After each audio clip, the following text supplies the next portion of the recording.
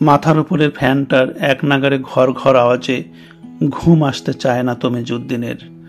বৃদ্ধ বয়সে এমনিতেই ঘুম কম হয়, তার উপর ঘুমের ব্যাঘাত হলে তো কোনো কথাই নেই।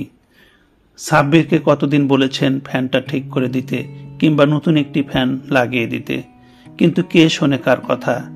এই ঘর ঘর শব্দ নিয়েই 2 বছর কেটে যাচ্ছে। রাতে খাবার খেতে বসে তমিজউদ্দিন খেয়াল করলেন প্লেটের উপর রুটি 2টি খুব ক্ষীণ দেখা যাচ্ছে। ভাজি প্লেটের কোথায় আছে খুঁজেই পাওয়া যাচ্ছে না।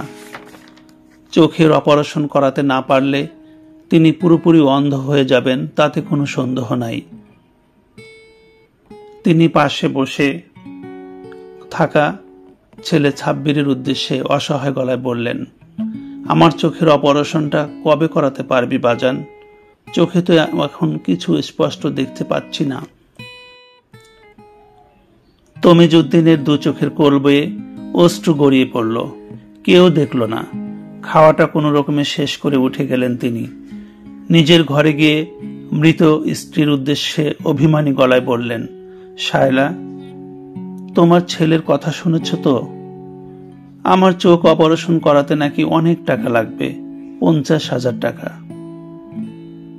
আমি কি আমার রিটায়ারমেন্টের 50 লক্ষ টাকা তোমার ছেলের হাতে তুলে দেইনি?